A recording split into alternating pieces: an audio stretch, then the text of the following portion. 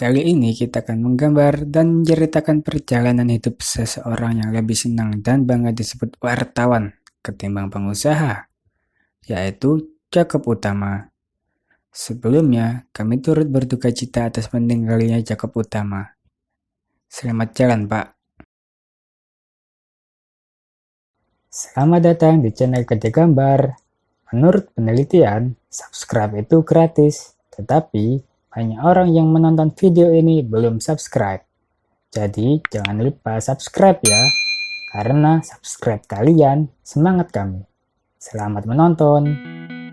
Jacob Utama atau Jacobus Utama lahir di Magelang, Jawa Tengah, 27 September 1931. Putra dari pasangan suami istri Raimundus Joseph Andio Protosusilo dan Margareta Kartona.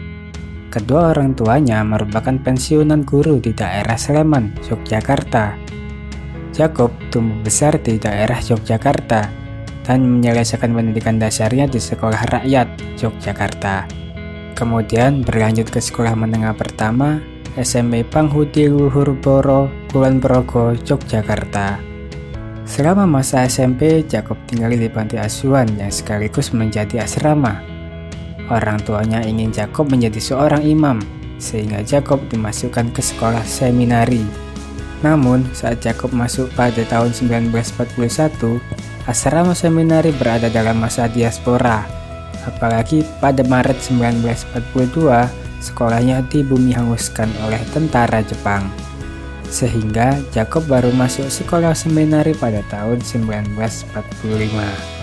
Dan pada tahun 1951, Jacob melanjutkan ke sekolah menengah atas seminari di Yogyakarta. Saat lulus, Jacob sempat mencoba belajar di seminari tinggi, menjadi calon imam raja diosesan Vikariat Apostolik Semarang, dan telah 3 bulan menjadi frieder. Namun Jacob merasa tidak betah dan akhirnya mengundurkan diri dan ingin mencoba menjadi seorang guru.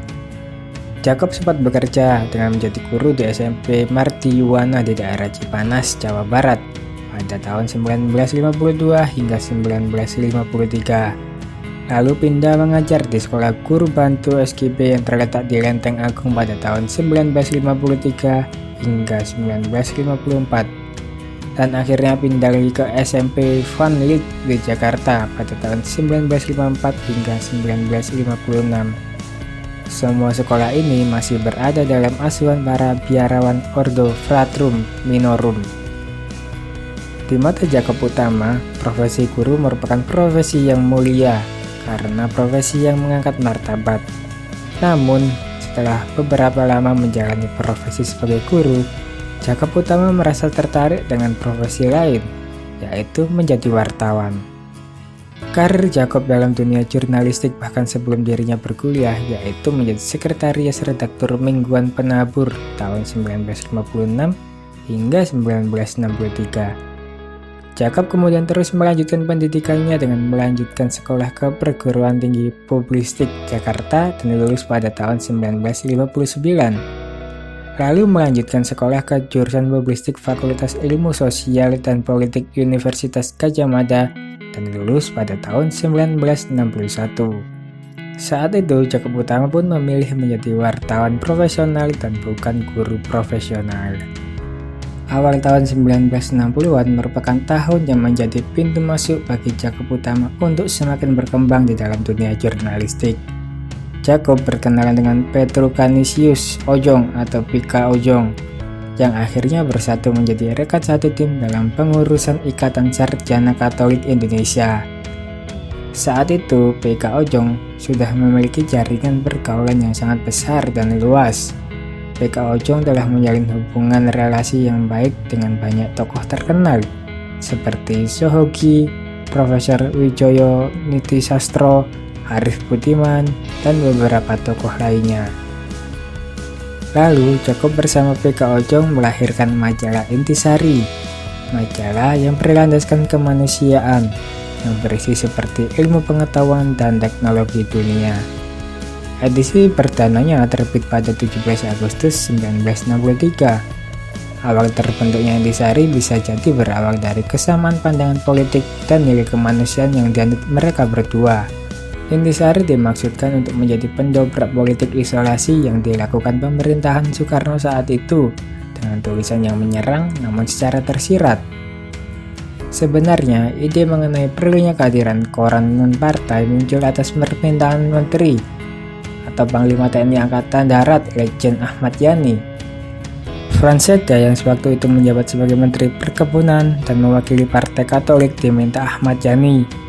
Lalu, Franseda menemui Ketua Umum Partai Katolik Ignatius Joseph Kasimo untuk merealisasikan ide tersebut dan melibatkan duet Jacob Utama dan Pika Ojong. Awalnya Jacob dan Ojong menolak permintaan itu karena lingkungan politik, ekonomi, dan infrastruktur pada masa itu tidak menunjangnya. Namun, keduanya kemudian sepakat dengan catatan koran baru itu bukan corong partai, berdiri di atas semua golongan, bersifat umum, dan berdasarkan kemajemukan mencerminkan miniaturnya Indonesia. Lalu dibentuklah Yayasan Bentara Rakyat, dan Franseda melaporkan rencana itu ke Presiden Soekarno dengan nama Bentara Rakyat. Rupanya Bung Karno tidak keberatan dengan lahirnya koran itu, malah memberi usulan nama yang lebih bagus, Kompas, yang berarti pemberi arah dan jalan dalam mengarungi lautan dan hutan rimba. Tepat 28 Juni 1965, Kompas mulai diterbitkan untuk pertama kalinya dengan mutu Amanat Hati Nurani Rakyat. Kantor redaksinya masih menumpang di rumah Jacob Utama, dan hanya dalam kurun waktu 2 tahun telah berkembang menjadi surat kabar harian nasional dengan jumlah mencapai 30.650 eksemplar. Namun, kesuksesan Jacob bersama Kompas bukanlah jalan tol tanpa hambatan. Kompas sendiri pernah nyaris dibredel gara-gara memberitakan tentang unjuk rasa mahasiswa yang menolak pencalonan kembali Soeharto sebagai presiden. Tanggal 19 dan 20 Januari 1978, Kompas menulis tajuk tentang gerakan mahasiswa itu, dan tanggal 21 Januari Kompas dibredel. Selama 2 minggu Kompas tak terbit. Lalu pemerintah kala itu menawarkan pengampunan. Pada 5 Februari 1978, pemerintah menawarkan penandatanganan permintaan maaf dan kesetiaan dengan kop surat tertanggal 28 Januari 1978. Sempat terjadi perdebatan di dalam mobil selama 3 jam antara Ojong dan Jacob perihal keputusan penandatanganan syarat agar Kompas terbit kembali. Posisi PK Ojong saat itu tidak memilih menaikkan surat tersebut, sebab mati sekarang dan mati nanti sama saja. Namun, Jacob menegaskan jika sudah menjadi mayat tidak bisa diajak berjuang, padahal bangsa ini masih membutuhkan alat untuk berjuang. Perdebatan antara Ojong dan Jacob bukan untuk mengambil posisi siapa yang menang, melainkan silang pendapat antara sahabat untuk kebaikan bersama. Lalu Kompas bisa hidup lagi. Sejak itu Kompas pun berhati-hati dan sempat disindir oleh jurnalis Rosdian Anwar dengan jurnalisme kepiting. Namun, justru gaya seperti itulah yang mungkin menyelamatkan Kompas sehingga ia bisa bertahan di segala zaman. Tahun 1980-an Kompas Gramedia Group mulai berkembang pesat, terutama dalam bidang komunikasi. Di bawah kepemimpinan Jacob, kini Kompas Gramedia Group telah berkembang pesat hingga mempunyai ratusan toko buku, percetakan, radio, hotel, lembaga pendidikan, event organizer, stasiun televisi, hingga perguruan tinggi. Jacob juga adalah orang yang mempopulerkan komik Jepang atau manga di Indonesia. Pada akhir 80-an, Jacob mengunjungi Jepang dan tertarik dengan manga. Manga yang dibawanya dari sana berjudul Candy Candy. Ia berpikir ada kesempatan dari mempublikasikan manga ke Indonesia. Alex Media, anak perusahaan Kompas, pun mempublikasikan manga berjudul Candy Candy. Lalu diikuti dengan Doraemon, Kung Fu Boy, dan Dragon Ball selama tahun 90-an. Selain sebagai bos media, Jacob Utama juga sudah menalurkan sejumlah karya tulis antara lain Dunia Usaha dan Etika Bisnis yang diterbitkan oleh penerbit buku Kompas pada tahun 2001. Berpikir ulang tentang keindahan Indonesia yang diterbitkan oleh penerbit buku Kompas pada tahun 2002. Bersyukur dan Menggugat Diri yang diterbitkan oleh penerbit buku Kompas pada tahun 2009. Dedikasinya yang sangat baik bagi dunia pers dan jurnalistik Indonesia membuatnya menerima gelar Dr. Honoris Causa ke-18 dari Universitas Gadjah Mada.